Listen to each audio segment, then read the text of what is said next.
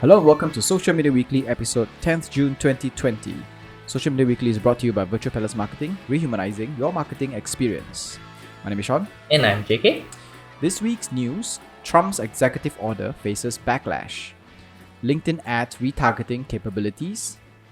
Facebook secures another deal in India. Snapchat demotes Trump's content. Finally, Facebook lets us export photos to Google Photos. Facebook labels identifying state-controlled media. Back to the stories. Right.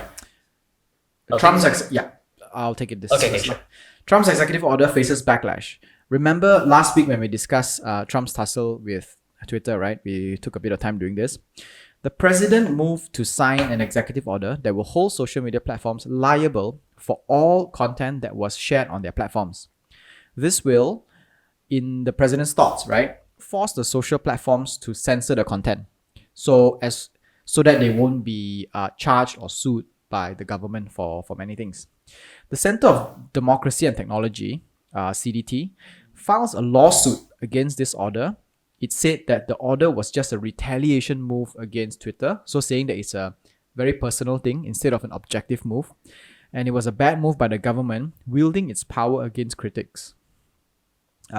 Even though this may not affect us directly at this point, censorship is actually very bad on social media, because if one country applies the censorship, it means it creates a precedent that allows other countries to be able to censor social media as well. And not just on a quiet manner, but outright censoring it. And if that happens, and it's bad for freedom of speech globally. Correct. And social media will just lose its USP of freedom. Yes. It's not going to work anymore. Social media is just going to be another news site. Yes. So at this point, I think it is important for all the government bodies, all the non-government bodies, non-profit organizations that is supposed to protect freedom of speech to come out and fight this executive order and explain to the world how unfounded it is and how it cannot be done, because it is going to take us a few steps back in terms of democracy, in terms of freedom of speech, and in terms of becoming more advanced society. Like, social media has come a long way with its ups and downs, and we really spend a lot of effort time to make sure that it has its perks and USP at this moment. So by having Donald Trump to do this is just revoking back to 2010. No, not 2010, maybe like 1999. Oh my god. So yeah, guys, just fight for your freedom sometimes. Alright, next up. LinkedIn adds retargeting capabilities. In light of the increased virtual engagement and on all platforms in past months, LinkedIn has included some new retargeting features that will help advertisers better plan their marketing campaigns. The first is the ability to create a target ad to users who watch 25, 50, 75, or 100% of their video ads. The second allows advertisers target ads at users who opened or submitted a lead gen form. Initial tests with selected partners showed increase in conversion by 20%, while lowering cost per conversion by 24%. LinkedIn ads are a very expensive ads platform, but provide valuable information that others could not. So quality-wise, It is a very quality platform, and the reason why they charge so much for ads is because they don't want any Tom, Dick and Harry company to go in there and put ads, right? So they want it to be special ads and only ads. It's kind of like they don't want people who don't know how to advertise, who simply advertise on a platform, which works well because all the advertisements on LinkedIn are more high quality advertisements. Correct. Well planned, well designed. It has a proper purpose, and it seems as if it's run by a proper marketing team rather than just some mom and pop at a corner who just press like 3 ringgit to boost the post kind of style. Yeah, and it goes straight to the point. It's clear, it's direct, and it's visually engaging. Yes. The value they get from these ads are quite compelling. We have run ads on LinkedIn before, and the kind of details we get, the data we get is actually quite a lot. So what they did was they added some retargeting capabilities. So on one hand, you see that videos that watch 25, 50, 75 to 100% video ads. Those are pretty common. Facebook has these retargeting capabilities as well, but it is quite complex in a sense that it's very detailed in a sense that you can actually create a retargeting campaign or pull a certain group of people based on how much they watch, how much of the video they watch. You can actually break the video down into these 4 parts, and based on these 4 parts, kind of understand what kind of information they have had. And based on the information they have had, maybe do a retargeting campaign to lead them to more information, or if they are further down the video, that means they have watched more of the content, which means that they are more interested in certain things.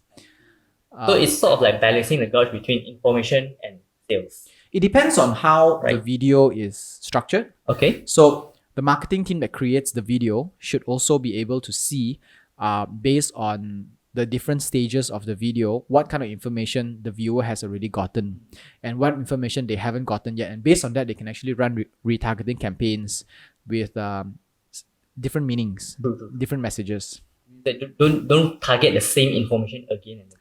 To all groups of people, yes. So the more customized it is, the higher chance of conversion. And the second one is actually, it allows advertisers targeting ads at users who open or submitted a lead form. So these are 2 things, because usually remarketing works with people who have submitted a lead form, because once you submit a lead form, you show interest. But what it does this, how LinkedIn does it as well, is that it also allows people, brands to create remarketing campaigns to people who have opened lead forms but did not submit the form. Oh, okay. So it's kind of like you open it and you're like, meh. So this is important because why? Lead forms create a kind of barrier. Whenever we want to buy something, and when we click a button and it goes to a lead form, maybe we want more information before giving out our information to the brand.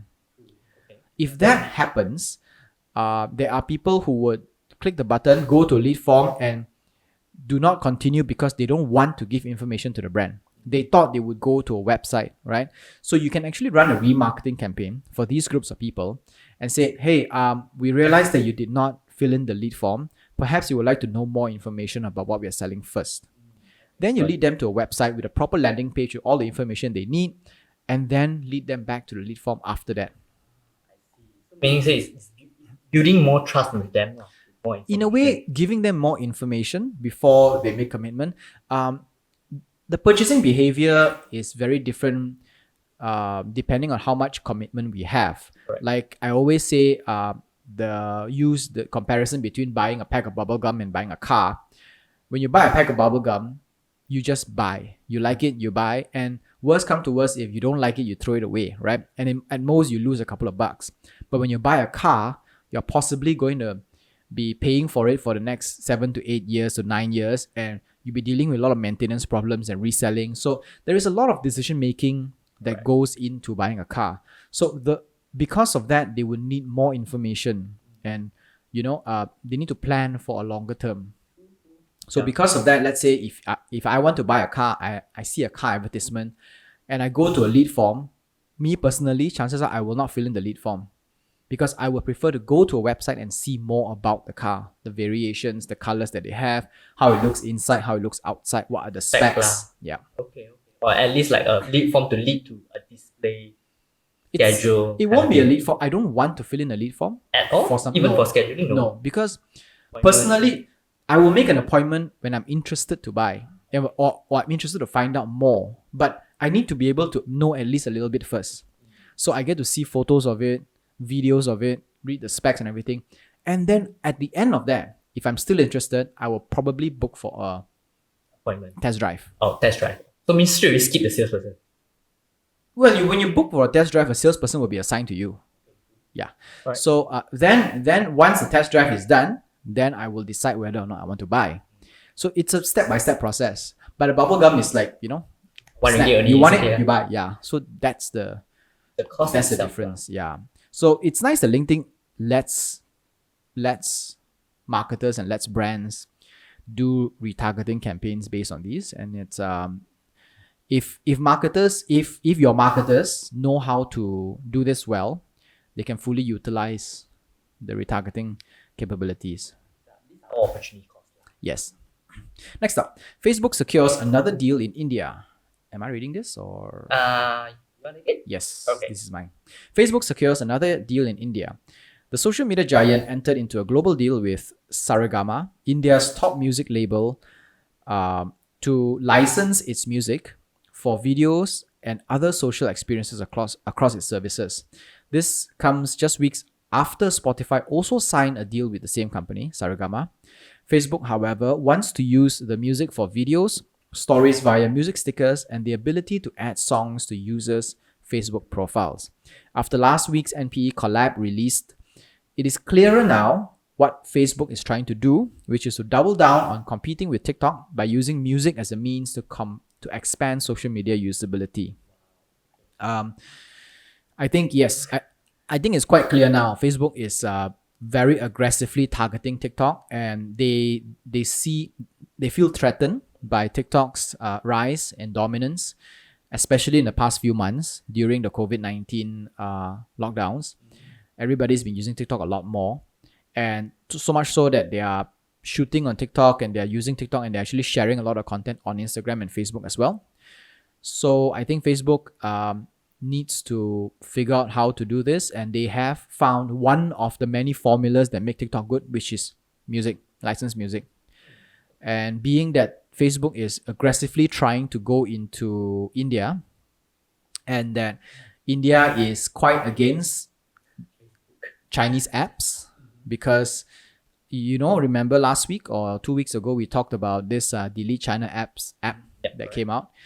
I think it was last week. Yep. So Facebook sees an opportunity to hop into it and fill in the gap where TikTok cannot fill in. So while India is still battling that whole anti-Chinese thing, the anti-Chinese app thing. Okay. But just a question now. Even so, why don't they just buy over TikTok? They can't buy over TikTok because TikTok will not sell. TikTok is not one of those small American social media companies.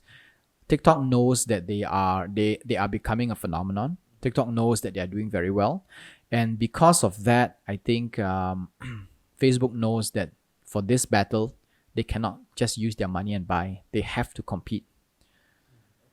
There was a point of time when they wanted to buy over Snapchat as well, but Snapchat refused to sell to them, and they created a clone of Snapchat in Instagram via stories and on Facebook as well. So because of that, they kind of took a lot of users away from Snapchat, and Snapchat was struggling for quite a bit. They are trying to use this same method on TikTok, but I don't think they will succeed at taking over TikTok. Okay. But good thing is that it keeps them in their toes, and to be more creative, to be innovative, to keep providing for users instead of, for the past few years, Facebook has always been providing for brands and creators only. At the end of the day, social media is made for users first, creators later. Because if all the creators are there and nobody's consuming the content, then there's no use for it, right?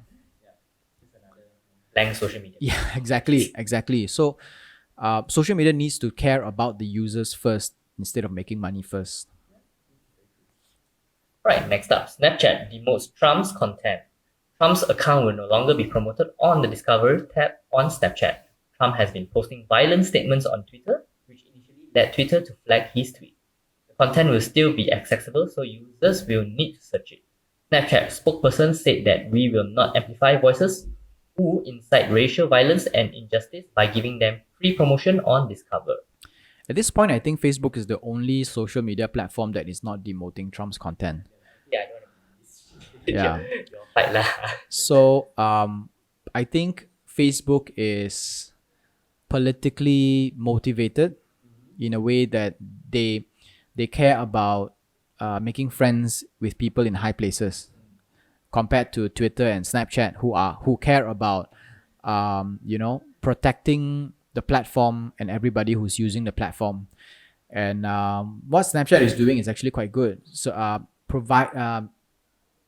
especially because Snapchat has now been labeled as the operating system of the teenagers in America, which means that teenagers, which means that teenagers in America now use Snapchat more than they use Windows operating system and Mac Wow. operating system. Windows. Yes. Wow, okay. So when you look at that, it's quite a big thing that they are doing. And by protecting the teens in the US against such violent tweets or violent comments by their president itself, it's quite a big move. And if it's successfully, they can gain the new generations win your trust. Yes, they can gain the trust of the new generation and even their parents as well. Because if their parents are staunch liberals, they would appreciate what Snapchat is doing. Correct, yeah. Yeah. Well, good luck, Snapchat. Good for you, Snapchat, you're making a stand. Finally, Facebook lets us export photos to Google Photos. About half a year ago, we reported that Facebook's photo transfer tool was made available in Europe. Now we can all transfer our old pictures to Google Photos. I tried that out and it actually works.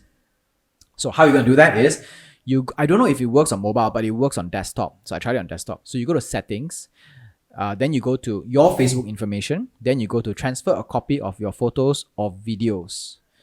Then you link it to Google Photos and then it will work via the cloud to transfer everything in without you needing to download it and then re-upload it again.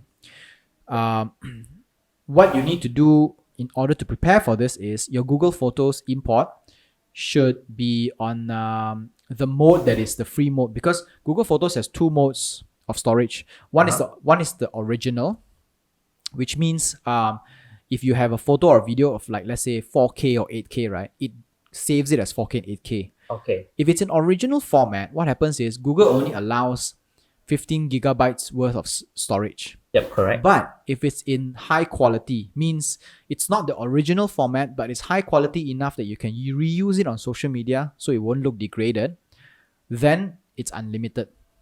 It has unlimited storage. Oh, why is it so that where does the data, the storage go? Okay, To store the high quality. this is how Google works. When Google provides services, they believe that the growth of not the growth, but the price of storage per gigabyte will reduce faster than our demand for more storage. Correct, yes. So they have a format where they give us forever free storage. So Google Photos stored at high quality, which means it is compressed. It is not original. Like let's say, for example, if you're a professional videographer or photographer, you cannot save it in full 8K or 4K, but you can save it in maybe 1080 pixel video, which is high definition enough for social media. And for images, you can save it in maybe a few thousand pixels, but not those 1 million pixel type of stuff. If you save it in these formats, Google says you can save it forever for free. It is unlimited storage for free. So you can save as many as you like. You don't have to buy or anything like that. How Google makes this work is that they believe that the cost of storage per gigabyte will keep reducing faster than our demand for that storage globally. So by the time we need X amount of gigabyte per person, the price would have gone down by X times 2. Okay. So they will always be ahead of the curve. Got it. That is why Google was the first to introduce 2 gigabytes of free storage on Gmail. Okay. And was first to give 15 gigabytes of free storage on Google Drive as well, because they are the first. They want to be the first to give these things. So it's basically forever ready, that the supply is always there for the demand. Yes. No matter how strong the growth rate is. Yes. Or how fast. So they believe that the supply will forever be 2 steps ahead of the demand, provided they keep pushing for it, because they are at the forefront of providing the most storage free for everyone. You're going to use it for social media platforms. Yes. So if we're only using for social media platform, for example, one 10-minute 4K video, needs enough storage capacity for most people to store hundreds and hundreds of 1080p videos, let's say, or 720p videos. So technically, majority of people do not need super high definition video stuff. It's only the select few, maybe like 3% or 4% of of people. And for those people, yes, you go to the limited storage version and then you use it because you need to have that kind of demand. So it's You're at the business level. yes, Like you're already at the business Netflix, level. Yes, PSC. yes. So then it's different. Yeah. So now, what is good about this is that Facebook has never allowed us to export photos from Facebook. Now it allows us to do that. So now there are two functions that Facebook released in the past 2 weeks. Number one, we said last week, was that Facebook lets us delete all the posts from the past, batch delete them. Not just delete, but batch delete. Like, for example, you have, let's say, 10,000 posts that you made. If you're like a super influencer kind of person, Timeline. right? You just press one batch and you delete batch by batch, which is good. And before you delete them, you may want to export your photos first to keep them. So now it lets us export the photos and then keep them before we make the delete. Right? Oh, Facebook is finally thinking for the users. Right? I don't think they're thinking for the users. I think they're being pressured by the government to do that. But it's good because Benefit from it. we are benefiting from that. Yeah. Yeah. Yeah lah. Alright, next up. Facebook labels identifying state-controlled media. This is good news for everyone. Soon, Facebook will be adding a label that identifies new outlets that are state-owned or controlled. This is to give readers better transparency on the content we are consuming and whether or not they are biased towards certain government parties. It's part of the company's election integrity efforts in the US, but we hope that Facebook has the integrity and balls to apply this all over the world. The biggest problem, okay, yeah, it's really tough because it goes into a very sensitive thing, right? The biggest problem, let's talk about US first, because Facebook is based on the US, so a lot of it is primarily based on the US. But it also, like we always say, right, it also applies to the rest of the world because, it creates a precedent. Right, on the 2016 election, a lot of news outlets that pretend to be American news outlets were actually from Russia or China. That's what they say as well, right? But Russia, we know for sure. So what they did was they tried to steer people away, create scandal among candidates like Hillary Clinton, say that they're very bad and all that kind of stuff. And because of that, Trump got elected as president. So in a way, it was foreign intervention that helped Trump become the president, which is not good. It is a form of invasion or a form of war. Correct, yeah. It's not like ganti ke kasih. Yes. They go and kacau-kacau. But it's good for them because, let's say, for example, if a president gets elected in and that president can benefit these countries, then it is in their interest to help these presidents get elected. So what Facebook is doing now to prepare for November's election is that they are labeling all news outlets which are state-owned, which means they're owned by the government or they are linked to governments. Because in the US, private journalist sites should actually be unbiased and should actually not have the ability to freely report on anything, whether or not it harms the government. Like whatever the US says, you report what the US says. Not just what the US says, but whatever is the truth, they will report it. Whatever they find out, they will report. They have no duty to report to help certain parties in the government. Okay. But state-owned ones, because they are paid by the state, they are funded by the state, they are kind of like motivated to help report biased information that helps the state relationship. Okay. This is not just in the US, actually around the world as well. There are a lot of media that is state-owned, that when we read the news, I mean, it happens in Malaysia as well, right? A few years ago, before Barisan Nasional got lost to Pakatan Harapan for the first time, previously, every single news outlet from The Star to Newsweek Times or Malay Mail, all their news is biased towards the government because they are afraid of losing their license. The only news outlet that challenged the government was The Edge, and they lost their license. And what happened was, despite losing the license, they went online and they realized they didn't need an offline print license after all. They can go online and they can still make money from there.